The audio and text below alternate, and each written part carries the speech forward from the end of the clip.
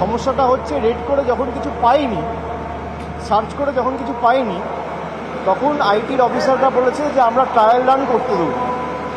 এই অধিকারটা ওদের নেই। আমরা তার বেসিসে কমপ্লেনটা করেছি। আইটি সার্চ করুক, আইটি তো সারা বছর সার্চ করছে, তাদের কারোর কোনো আপত্তি নেই।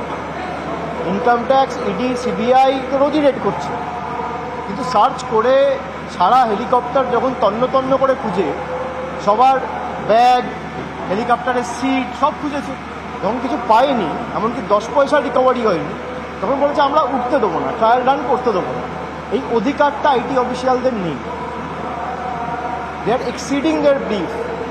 আমাদের অভিযোগটা সেখানে যে আপনি যাবেন, আপনি সার্ভে করবেন, আর এই যে সিসিটিভি ক্যামেরা, এ তো এয়ারপোর্ট অথরিটির আন্ডারে আসে, ওরা রিলিজ করে দেখাক না পুরো সার্চ সিয়ারটা কীভাবে করেছে। এমনকি আমার সিকিউরিটি থেকে একজন রেকর্ড করেছিল, তাকেও ধমকে চমকে তার ফোন ছিনিয়ে নিয়ে ওই ভিডিওটা ডিলিট করেছে। এই যে ইন্টিমিডেশন, এটা ক্রিমিনাল অফেন্স। আপনি আপনার কাজ করবেন, আপনি ইন্টিমিডেট করতে পারেন না, আপনার অধিকার নেই। সুতরাং আমরা ইলেকশন কমিশনকেও কমপ্লেন করেছি এবং আমরা আইনত এটা টেক আপ করব। এই তো নর্মাল প্র্যাকটিস হয়ে গেছে, বিজেপির কোনো নেতার কপ্তারে হয় না। এবং দুদিন আগে আপনারা দেখেছেন জলপাইগুড়িতে মাল যাওয়ার পথে বিজেপির এক নেতার গাড়ি থেকে প্রায় 10 লাখ টাকা উদ্ধার হয়েছে। তখন ইলেকশন কমিশনের কোনো হেলদোল নেই। এনআইএর যে এসপি, আমরা এতদিন ধরে দাবি করেছি, আমরা আগামী কাল বা পরশুর মধ্যে হাইকোর্ট মুভ করছি, যেখানে যদি প্রয়োজন হয় সিসিটিভি ফুটেজ হাইকোর্টে জমা দেওয়া হবে। কিন্তু এই যে অভিযোগটা করার পর কোনো রকম কোনো অ্যাকশন নেওয়া হয়নি। আর রোজ রাজ্য পুলিশ প্রশাসন একটা করে অফিসার চেঞ্জ, নিচে পুরো মেদিনীপুর আপনি ডিএম চেঞ্জ করে দিয়েছেন, রাজ্য পুলিশের ডিজি চেঞ্জ করে দিয়েছেন, রোজ কোনো না কোনো অফিসার চেঞ্জ, কার কোনো প্রমাণ নেই, খালি বিজেপির অভিযোগের ভিত্তিতে। এটা দুর্ভাগ্যজনক। এই যে একতরফা ইলেকশন কমিশন ভারতীয় জনতা পার্টির তল্পিবাহক হিসেবে কাজ করছে, এটা অত্যন্ত দুর্ভাগ্যজনক। কিন্তু তাদের যত শক্তি আছে তারা প্রয়োগ করুক। যা পরিণতি 2021-এ হয়েছিল তার থেকেও খারাপ পরিণতি হবে। আমি আবার অন রেকর্ড ক্যামেরার সামনে দাঁড়িয়ে বলে গেলাম।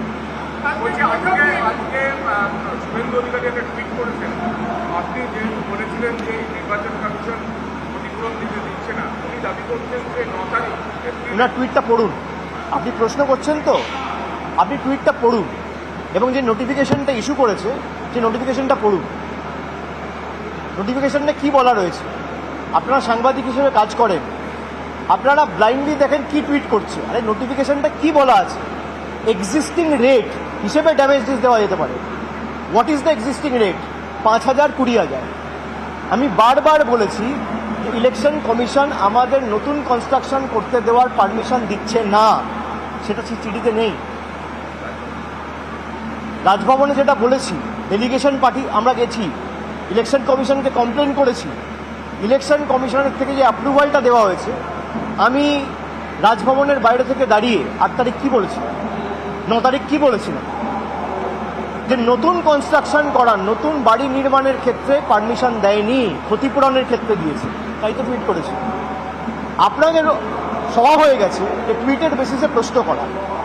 আরে যে করছে সে ভুল টুইট করছে, তাকে আগে প্রশ্ন করুন। আমি আপনার প্রশ্নের উত্তর এখানে দাঁড়িয়ে দিচ্ছি, কিন্তু যে টুইট করছে তার তো কোনো ধারণাই নেই কি টুইট করছে, খালি বলতে হবে বলে বলছি। এই যে বিজেপির নেতারা দাবি করতো বাড়ির টাকা পাঠিয়ে দিয়েছি, আজকে 31 দিন হয়ে গেছে, 1 মাস 1 দিন। ভারতবর্ষের কোনো বিজেপির নেতা, রাজ্য বিজেপির নেতা, কেন্দ্র বিজেপির নেতা, সর্বভারতীয় সভাপতি, কেন্দ্রীয় মন্ত্রী যতবার এসছে, আজকেও একজন কেন্দ্রীয় মন্ত্রী এসছে, আপনি শ্বেতপত্র প্রকাশ করুন না ক পয়সা ছেড়েছেন বাংলার জন্য। যদি 1 পয়সা ছেড়েছেন 2021-এর পর, আর আবাস প্লাস তালিকার যার সমীক্ষা 2017 সাল থেকে হয়েছিল, আমি রাজনীতি থেকে চিরতরে বিদায় নিই। আমি তো অন রেকর্ড বলছি, আজকে 31 দিন হয়ে গেল তারা শ্বেতপত্র প্রকাশ করতে পারছেন না। আপনারা সাংবাদিক যারা রয়েছেন, কেউ ওদের জিজ্ঞেস করবেন না যে অভিষেক বন্দ্যোপাধ্যায় চ্যালেঞ্জ করছে আপনারা শ্বেতপত্র প্রকাশ করতে পারছেন না কেন। উনি কি টুইট করছেন তার ব্যাখ্যা আমার থেকে 10 বার চাইবে। এই সাংবাদিকতা চলতে পারে।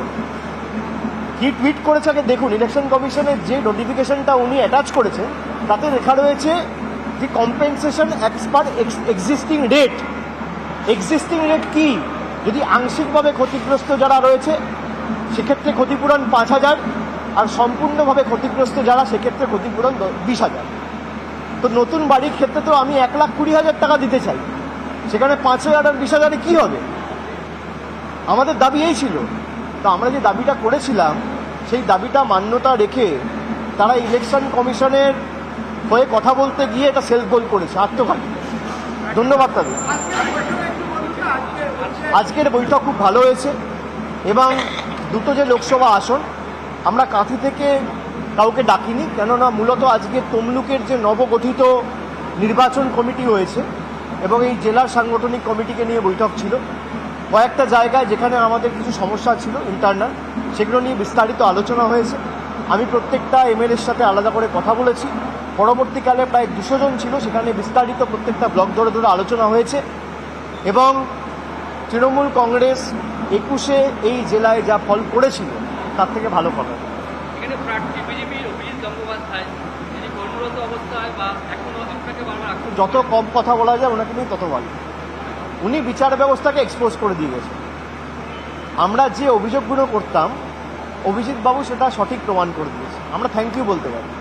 কলকাতা হাইকোর্টের পক্ষপাতদুষ্ট আচরণ নিয়ে যে অভিযোগগুলো আমরা তুলতাম উনি সেটা সঠিক প্রমাণ করে দিয়ে গেছেন। উনি এই যে সিবিআইকে নির্দেশ দিয়েছিল যে অভিষেক বন্দ্যোপাধ্যায়কে তালিকায় যুক্ত করো, উনি নিজে অ্যাকসেপ্ট করেছেন যে I approach BJP and BJP approach me.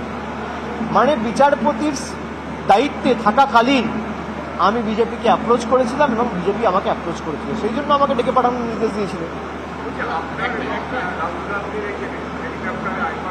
আমি আবার বলছি, হেলিকপ্টারে সার্চ নিয়ে সিজার নিয়ে কোনো অসুবিধা নেই, সেটা নির্বাচন কমিশন করতে পারে। আমার আপত্তি হচ্ছে যখন আপনি কিছু পাননি তখন আপনি বলছেন যে আমি হেলিকপ্টারের ট্রায়াল রানের অনুমতি দেবো যতক্ষণ না আমার উপর থেকে ক্লিয়ারেন্স আসে। সে এখতিয়ার ইনকাম ট্যাক্সের নেই, এটা আইনত আমরা টেকাবো করব। ঠিক আছে, থ্যাংক ইউ।